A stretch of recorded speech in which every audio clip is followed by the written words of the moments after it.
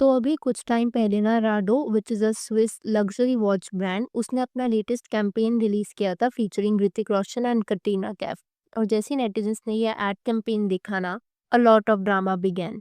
क्यों, वो मैं आपको बताती हूँ। तो सी हुआ क्या था ना, 2025 में भी इनकी एक राडो एड आई थी which feature the two of them.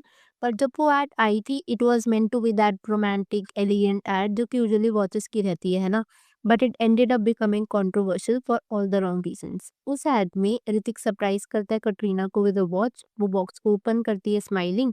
He says something like it is special to celebrate us. On paper it sounds that very perfect ad, पर जब ऑन स्क्रीन लोगों ने एड को देखा ना, उनको ना कुछ कुछ खामियां दिखने लग गई थी। और ये जो इश्यूज थे ना, they were hard to ignore once noticed. जैसे आईलाइंस जो थी, they were not matching. Katrina appeared to be looking past Hrithik rather than looking at him. Hrithik की जो गेज थी it seemed slightly misaligned in the final shot.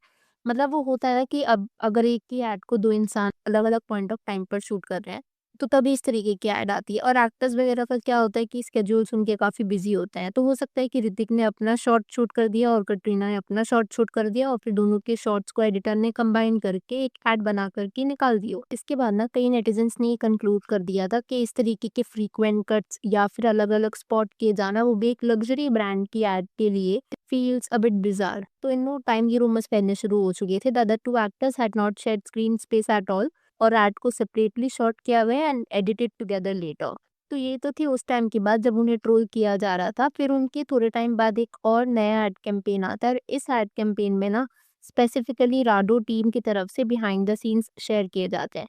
अब देखो, ऐसा तो नहीं था कि उन्होंने अपने सोशल मीडिया पर बिहाइंड द सीन्स शेयर किए हो, बट सोशल मीडिया पर द क्लिप्स वर एवरीवेयर जहाँ पर ऋतिक और कटरीना वर टुगेदर। और आई गेस ये एड उस टाइम की थी where apparently Katrina Kaif was expecting. तो ये बिहाइंड द सीन्स का लीक होना या लीक करवाया जाना फेल्ट वेरी इंटेंशनल नेटिजन्स के लिए। और वो क्यों, मैं आपको बताती हूँ, क्योंकि काफ़ी लोगों को ना ये लग रहा था that something is of between Katrina and Hrithik. अगर आप नहीं जानते तो इनकी भी अपने आप में ना एक पूरी हिस्ट्री रह चुकी है।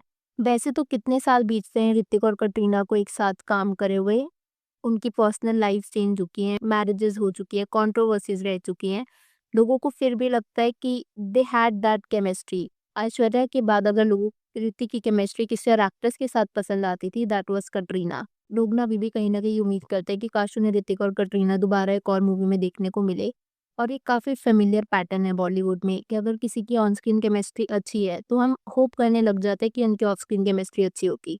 या अगर किसी की ऑफ स्क्रीन केमिस्ट्री अच्छी होती है तो ऑटोमेटिकली वो ऑन स्क्रीन केमिस्ट्री में दिखता है। फॉर इंस्टेंस रणवीर और दीपिका इन रामलीला, सलमान एंड ऐश्वर्या इन हम दिल दे चुके सनम। ऐसे ही कुछ केस रहा था ऋतिक और कटरीना का भी। देखो, ऋतिक और कटरीना की रिलेशनशिप या फिर जो उनकी रूमर्ड अफेयर रह चुका है उसमें आने से पहले ना कटरीना के बारे में आपको कुछ जानना ज़रूरी है।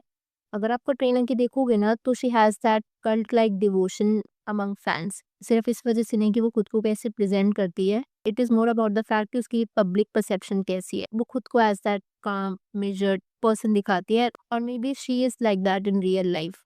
किसी के ड्रामा में अननेसेसरीली बोलती भी नहीं है। आपने शायद कटरीना की वाली क्लिप देखी होगी where she has said many a times that if you can't say something nice say nothing at all. और ऐसा अगर कंपोजर किसी में होता है ना, it is usually admirable and it is one of the reasons people feel very protective of हर।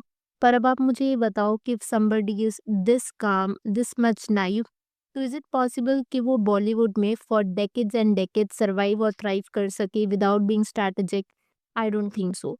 ज़्यादातर लोगों का ना इंडस्ट्री में पब्लिक फेसिंग पर्सोना अलग होता है और प्राइवेट रियलिटी डिफरेंट होती है। Katrina is no exception.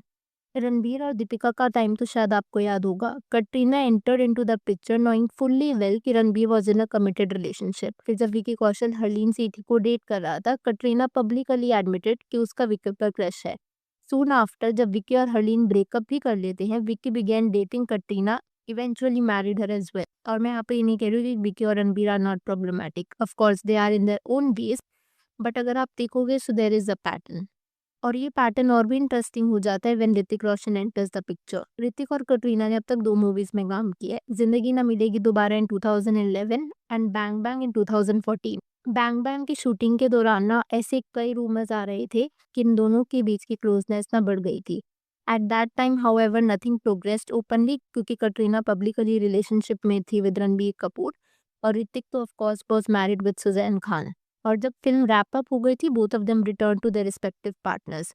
लेकिन जब बैंग बैंग की शूटिंग हो रही थी ना 2013 में, allegedly things started to get changed there. Movie को एक्सटेंसिवली शॉट किया गया काफी बढ़िया बढ़िया लोकेशंस पे, like Manali, Greece, and they are one of the most romantic locations. और इन्हीं लोकेशंस पर शूट हुए हैं one of the most romantic songs of the movie.